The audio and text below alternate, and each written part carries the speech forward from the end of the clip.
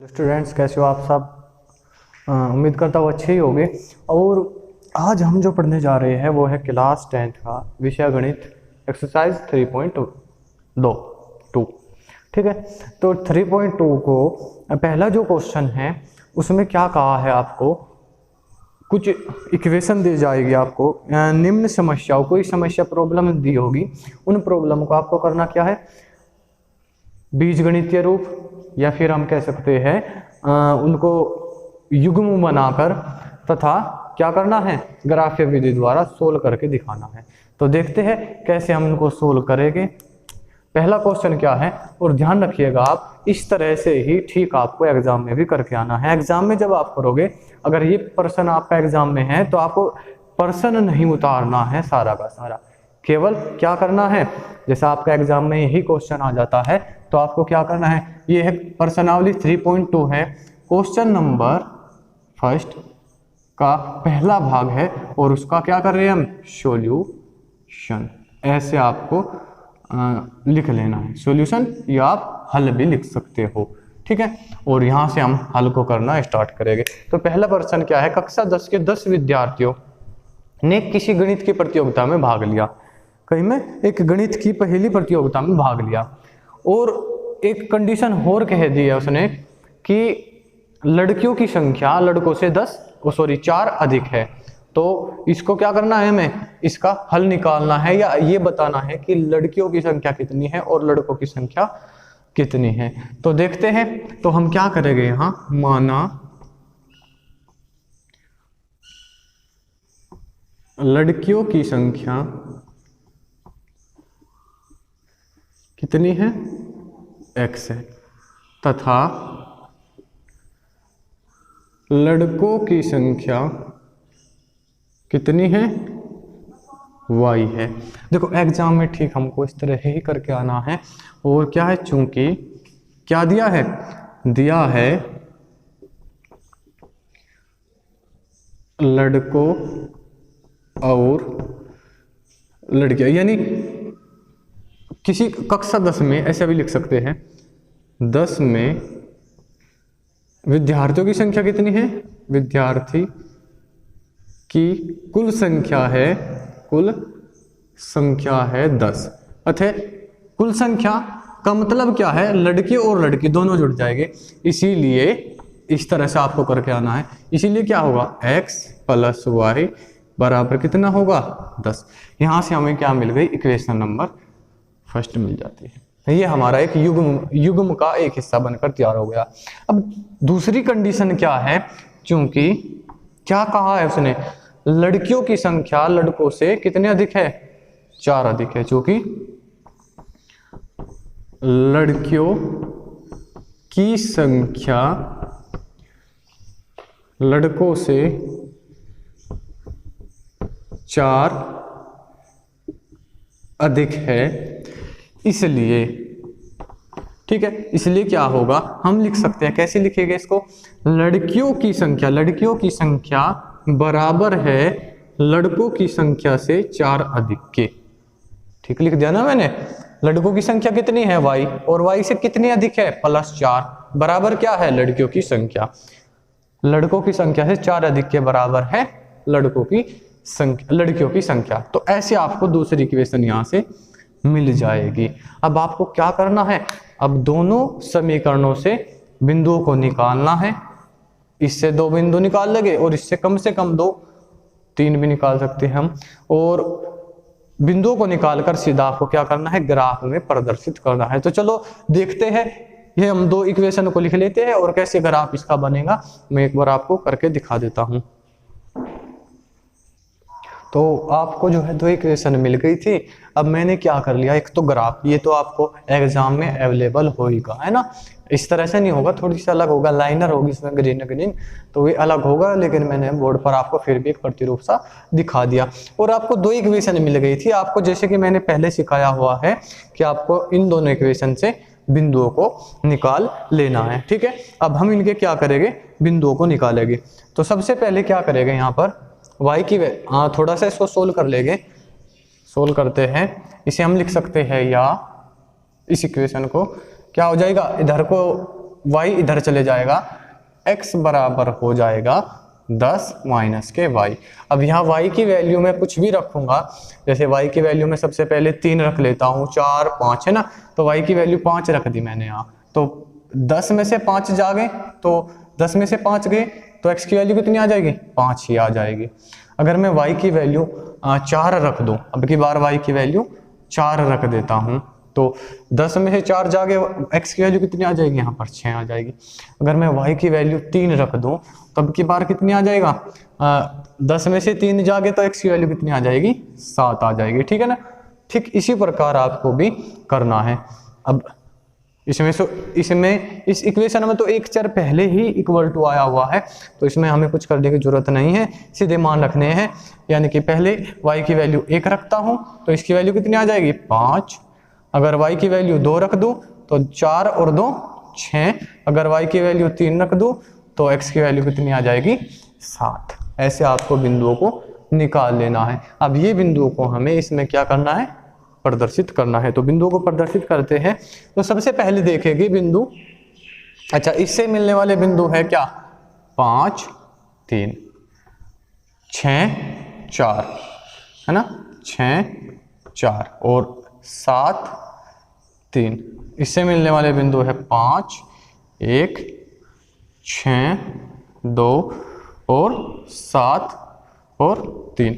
इन बिंदुओं को हम क्या नाम भी अंकित कर सकते हैं, जैसे A B C D E और F।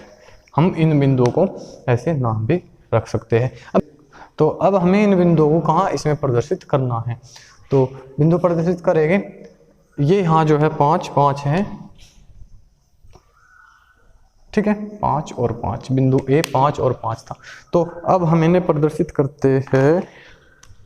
बिंदु 5 और 5 इस समीकरण के लिए बिंदु 5 5 देखे कहाँ होगा, यानी x की वैल्यू भी 5 और y की वैल्यू भी 5। इसका मतलब ये तो होता है यहाँ x की वैल्यू और ये y की वैल्यू।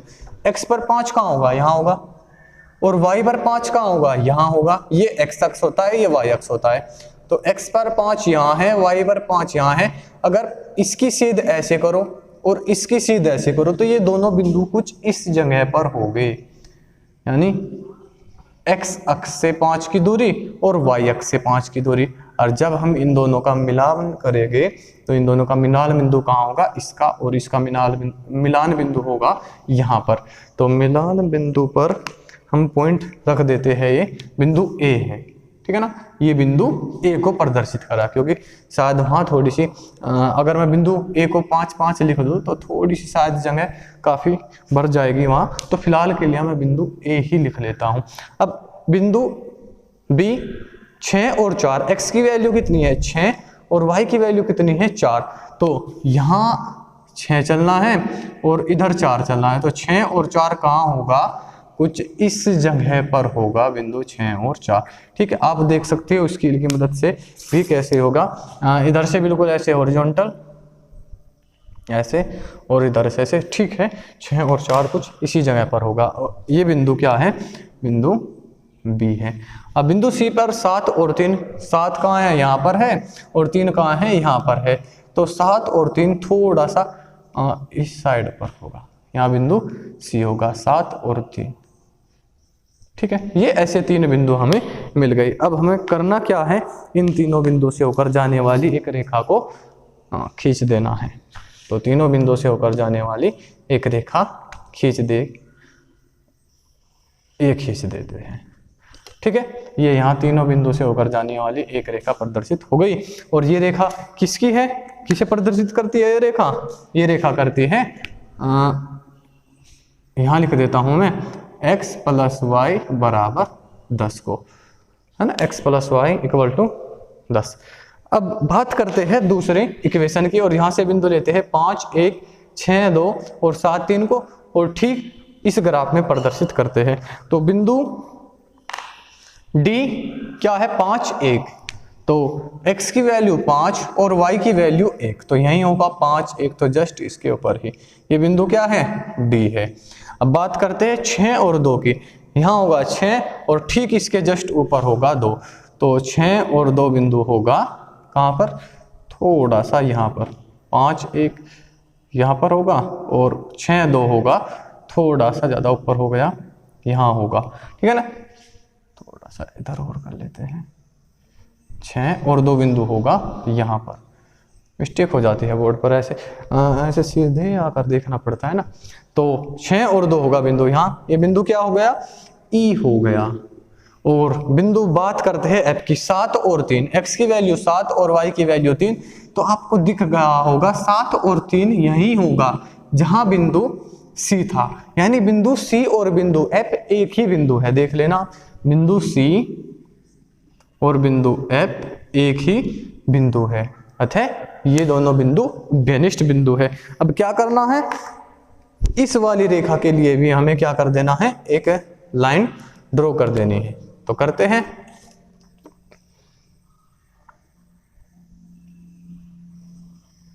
ये इन तीनों बिंदु से होकर जाने वाली रेखा, और ये रेखा क्या है, ये रेखा है x equal to y plus 4। तो ये दो रेखाएं हमको मिल गई है, और इन दोनों रेखाओं का उभयनिष्ठ बिंदु क्या है, C और F। उभयनिष्ठ बिंदु है CF, या CF कह दो या 7 और 3 कह दो। अब ध्यान से बात सुन लीजिएगा, हमें ग्राफीय विधि से लड़कों और लड़कियों की संख्या बतानी थी, और आपको पता होगा ये वैल्यू किसकी होती है, x की, और ये वैल्यू किसकी होती है, y की।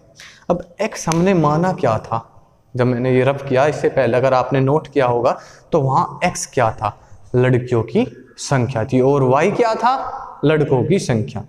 लड़कों की संख्या कितनी थी, कितनी हो गई अब 3, और लड़कियों की संख्या कितनी होगी 7। तो ऐसे ग्राफ को सोल्व करके हम क्या लिखते कि अब एक लाइन यहां लिख देता हूं, अतः दोनों रेखाओं का प्रतिच्छेद बिंदु कह लो या उभयनिष्ठ बिंदु, उभयनिष्ठ बिंदु कितना है, 7 और 3 है। इसीलिए लड़कों की संख्या आप ऐसे कर, प्रतिच्छेद बिंदु ही इस इक्वेशन के हल हो गए, अतः इसीलिए क्या होगा, लड़कों की संख्या लड़कियों, चलो पहले लड़कों की संख्या कितनी होगी, लड़कों की संख्या हमने y मानी थी 3, वह लड़कियों की संख्या 7 होगी। यहां आपको इस तरह से एग्जाम में कर आना है, और आपका एक नंबर भी मिस नहीं होगा, ध्यान रखिएगा। ठीक इसी तरह अगर आप एग्जाम में करके आ जाओगे, एक नंबर भी नहीं काटेगा एग्जामिनर। अब मैथ ऐसा सब्जेक्ट है जो आपको 100/100 दे सकता है, इसमें अगर आपने कैलकुलेशन में गलती न की हो। तो चलते हैं अगले सवाल की ओर, देखते हैं क्या है अगला क्वेश्चन। क्या है आपके सामने दूसरा क्वेश्चन, क्वेश्चन नंबर फर्स्ट का दूसरा भाग क्या है, 5 पेंसिल और 7 कलमों का मूल्य कितना है, 50 रुपये है। तो करते हैं, 5 पेंसिल, चलो सवाल को एक बार पूरा अच्छे से पढ़ लेते हैं। 5 पेंसिल और 7 कलमों का मूल्य 50 रुपये है, जबकि 7 पेंसिल और 5 कलम का मूल्य 40 रुपये है। एक पेंसिल का मूल्य तथा एक कलम का मूल्य ज्ञात कीजिए। जो हमको ज्ञात करना है, हम वास्तव में मान ही उसे लेते हैं, क्योंकि हमें उसकी रियल वैल्यू नहीं पता है, इसलिए हम क्या करते हैं, माना एक पेंसिल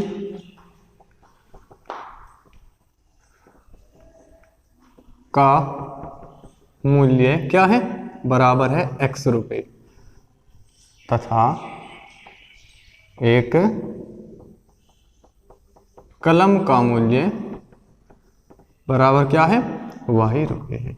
अब इसने क्या कहा है, प्रश्नानुसार, प्रश्नानुसार ऐसा भी लिख सकते हैं, प्रश्नानुसार, या ऐसे लिखते हैं चूंकि वह लाइन लिख सकते हैं हम, चूंकि 5 पेंसिल तथा 7 कलमों का मूल्य कितना है, 40 रुपये, अतः 5x + 7y बराबर 40, ऐसे भी लिख सकते हैं। तो क्या करेंगे, प्रश्नानुसार लिख के अभी हम सीधे सवाल को सोल्व कर सकते हैं। क्या कहा इसने, 5 पेंसिल तथा 7 कलमों का कुल मूल्य 50 रुपये है। कुल मूल्य 5 पेंसिल और कुल मूल्य लिख लेता हूं मैं 50 रुपए। किसका है ये? 5 पेंसिल। एक पेंसिल का मूल्य x है, तो 5 पेंसिल का मूल्य कितना होगा? एक पेंसिल का मूल्य x है, तो 5 पेंसिल का मूल्य होगा 5x। कैसे बताता हूं कैसे। जैसे एक पेंसिल का मूल्य है 10 रुपए, तो 2 पेंसिल का कितना होगा? 2 गुना 10 यानी कि 20 रुपए। अगर मैं पूछूं 5 पेंसिल का कितना होगा, तो 5 गुना 10 यानी 10 में 5 की गुना कर देगा। अगर 100 पेंसिल का पूछा तो 10 में 100 की गुना कर देंगे। ठीक इसी प्रकार अगर x पेंसिल का पूछे तो x में गुना कर देंगे। ठीक है, 10 की। लेकिन यहां क्या कहा है? यहां कहा है 5 पेंसिल का मूल्य, तो एक पेंसिल का मूल्य x है, तो 5 पेंसिल का मूल्य हो जाएगा 5x, तथा 7 कलम का मूल्य, तथा 7 कलम का मूल्य यानी 7 गुना y या 7y, दोनों मिलाकर कितने थे? 50 रुपए के। समीकरण फर्स्ट।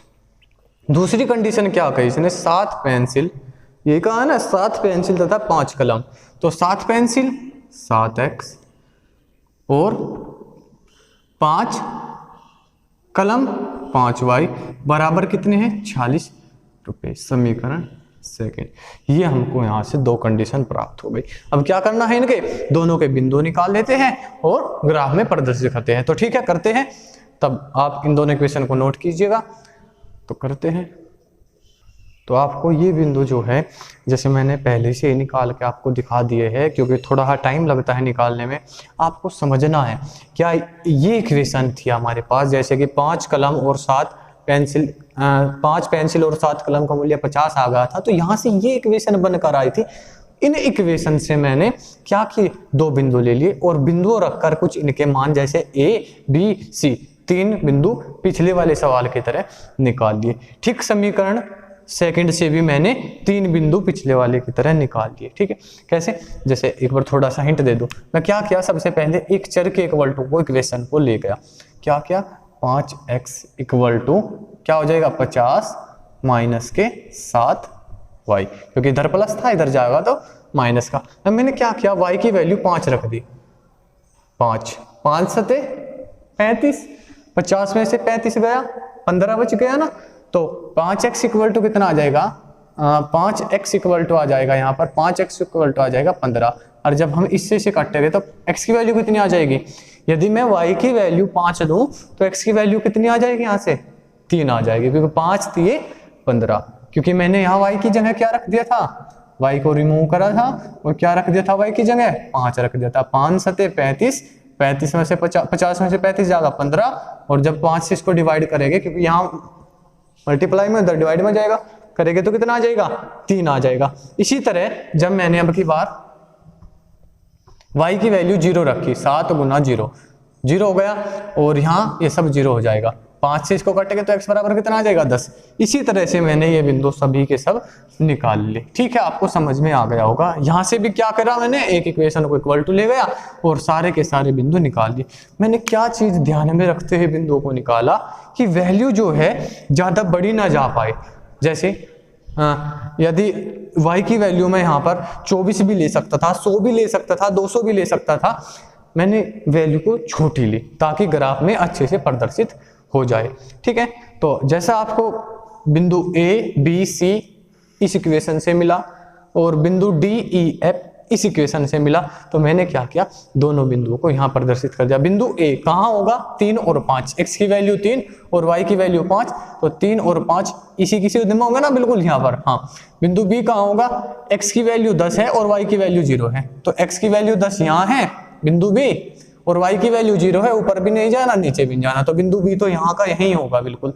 अब बात करते हैं -4 और 10 की। -4 कहाँ है? -4 ये रहा, x की वैल्यू -4 यहाँ होती है, और y की वैल्यू 10 कहाँ है? -4 और 10, देखो ये रहा 10, तो -4 की सीध में और 10 की सीध में बिंदु C कहाँ होगा? यहाँ प्रदर्शित होगा बिंदु C। तो A, B, C, बिंदु A, B और C, और इनसे होकर जाने वाली एक रेखा खींच दी। तो ये रेखा किसको प्रदर्शित करेगी? ये रेखा करेगी, इसे प्रदर्शित करेगी 5x + 7y = 50 को प्रदर्शित करेगी।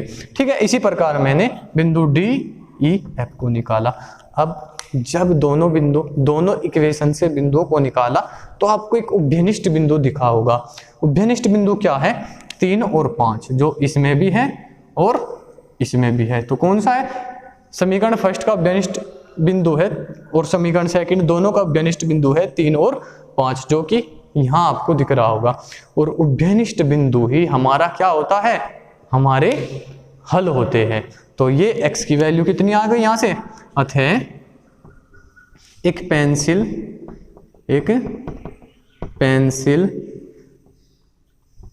को क्या माना था हमने? x। अब जो ये हमारे बिंदु आए हैं 3 और 5, ये x का मान आ गया और ये y का। अतः पेंसिल का मूल्य कितना है? x की वैल्यू यहाँ पर 3 रुपए एवं कलम का मूल्य कितना होगा? यहाँ से 5 रुपए होगा। ठीक है, आपको इसी तरह से क्वेश्चन को सॉल्व आउट कर देना है। ठीक है, आपके समझ में ये सवाल आ गया होगा। दूसरा सवाल मैं डायरेक्ट करके दिखा दिया, आप पहले वाले सवाल की मदद से दूसरे वाले सवाल को बहुत अच्छे से समझ सकते हो। ठीक है, ये हमारा क्वेश्चन नंबर 1 के दोनों भाग को सोल्व किया। अब चलते हैं क्वेश्चन नंबर 2 पे।